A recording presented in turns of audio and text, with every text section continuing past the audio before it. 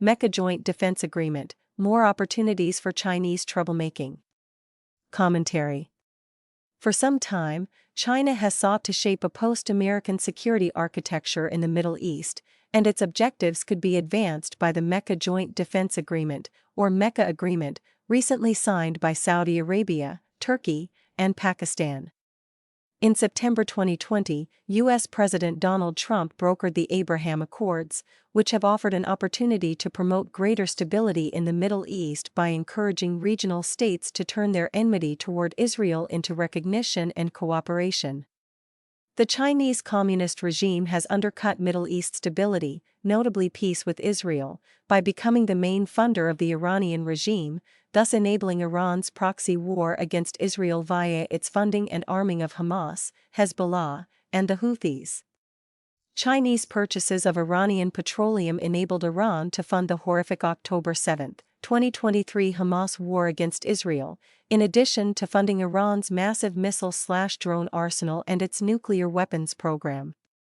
But China has also pursued military technical relationships with Saudi Arabia, the Gulf states, and Egypt, selling the Saudis medium-range missiles starting in 1988 and building up Pakistan as a nuclear missile state and potential future source of nuclear deterrence or even weapons.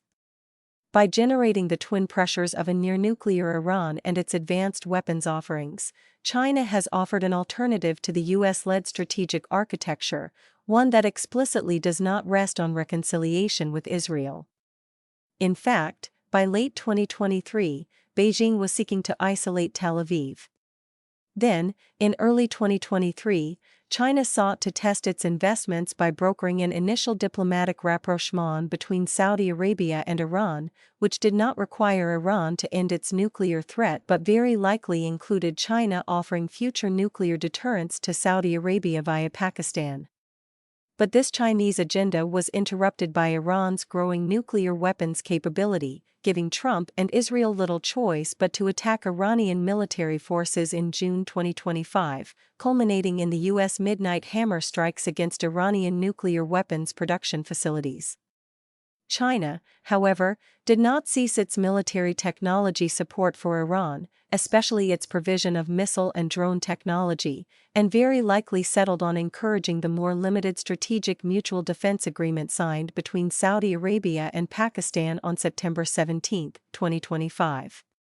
Pakistani officials quickly explained that Saudi Arabia would be defended by Pakistan's nuclear capability, but did not add that this was made possible by China's decades of nuclear weapon and missile technology transfers. Raising the prospect of a new Middle East security order, on September 24, 2025, Iranian President Masoud Pezeshkian told the United Nations, Iran welcomes the defensive pact between the two brotherly countries of Kingdom of Saudi Arabia and Islamic Republic of Pakistan, as a beginning for a comprehensive regional security system, with the cooperation of the Muslim states of West Asia, in the political security and defense domain. However, Iran's joining such a comprehensive regional security system was set back by Iran's renewed push to build nuclear weapons, forcing Trump to join forces again with Israel to begin the February 28, 2026 war to destroy Iran's nuclear and missile forces. Iran's response to the U.S. and Israeli onslaught was to launch more than 6,700 ballistic missiles and drones against Saudi Arabia, Jordan, the United Arab Emirates, Qatar, and Oman, while on May 9, 2026, the U.S. State Department sanctioned 3 Chinese companies for providing satellite intelligence that has helped guide Iran's missiles. But apparently for Saudi Arabia, Turkey, and Pakistan, their enmity and suspicion of Israel and the United States, despite their enormous sacrifice in weapons, treasure, and lives, and their unwillingness to diminish their military relationships with China, the main funder of Iran's war, have helped propel their continued interest in a post-American security architecture. Adding a new layer to the Saudi-Pakistan Defense Agreement, on August 7 in the holy city of Mecca, Saudi Arabia, Turkey, and Pakistan signed their Mecca Joint Defense Agreement, which their joint statement that day noted. The agreement is intended to strengthen collective deterrence against any act of aggression, and stipulates that any armed attack against any one of the three states shall be regarded as an attack against them all. It further provides for the enhancement of all aspects of defense cooperation among the three states. While Pakistan did not issue any immediate public statement that its nuclear weapons would defend Saudi Arabia and Turkey, this could be implied by their joint statement's phrase "strengthen collective deterrence" and the fact that both Pakistan and Turkey are developing intercontinental ballistic missiles. Pakistan's ICBM program was revealed publicly in December 2024 by the former U.S. Biden administration, and given that Chinese technology has assisted most of Pakistan's ballistic and cruise missile programs, it would be logical to presume that Chinese technology is assisting Pakistan's ICBM, or that Chinese technology could also be transferred via North Korean ICBM systems. Turkey's solid-fuel missile program was boosted by a 1998 deal with the China Aerospace Science and Industry Corporation to co-produce the B-611 short-range ballistic missile. However, it is not clear that Turkey's road-mobile, liquid-fueled 3,700-mile range Yildirim ICBM program, revealed at an early May 2026 Turkish arms exhibit, also benefits from Chinese technology. But China's launch of 4 electro-optical and 1 hyperspectral surveillance satellites for Pakistan in 2025 and 2026 should be able to provide global targeting for Pakistan's and possibly Turkey's ICBMs.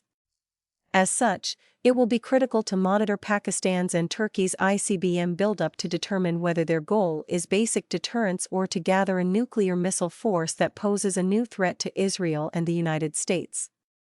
One aspect of the Mecca Agreement that is particularly important to its members is the development of deeper defense industrial cooperation, through which Pakistan and Turkey initially hope to secure greater Saudi investment in their growing weapons development and production sectors. Their goal is to gain greater independence from American military systems, but that may lead to greater dependence on Chinese military technology. Pakistan already relies extensively on Chinese missile, drone, armor, artillery, combat ship, submarine, and combat aircraft technology, including co-producing the Chinese Chengdu Aircraft Corporation-designed JF-17 4.5 generation fighter, and is expected to purchase the Shenyang Aircraft Corporation J-35 fifth-generation combat aircraft. Pakistan will also co-produce the Chinese Type 039B conventional submarine.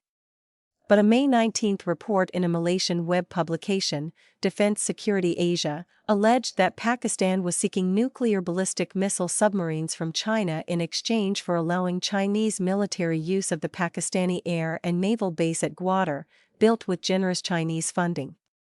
It is curious that as the United States was seeking to wrest control of the Strait of Hormuz from Iran, Pakistan may have been considering allowing Chinese air and naval forces into Gwadar, right next to the U.S. blockade zone, thereby enhancing the deterrent potential of the Mecca Agreement. On August 13, Reuters reported that a Turkish Ministry of Defense official noted that the Mecca Agreement would pursue joint military exercises involving land, naval, and air forces, as well as air defense and unmanned systems, in addition to deeper defense industry cooperation.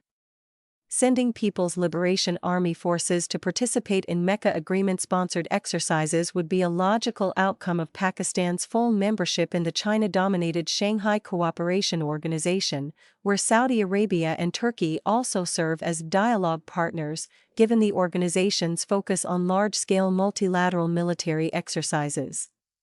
Pro-Beijing South China Morning Post noted in an August 10 article that the Mecca Agreement partners were taking steps to reduce their reliance on U.S.-dominated security architecture and build their own collective defense framework. And then, an August 14 article in the Chinese news outlet Guanxia asked the Mecca Agreement partners, will they invite China to join? This article noted that it was not China's practice to formally join military alliances. When it comes to the Mecca Agreement, however, China is already perhaps its most important enabler. Particularly through Pakistan, Beijing could serve as a major source for Chinese weapons technology and military deterrent power. Beijing's medium-term agenda for the Iranian terror regime, should it survive, may be to encourage the Mecca Agreement partners to accept Iran as a member, creating an alliance posing a far greater challenge to Israel and the United States.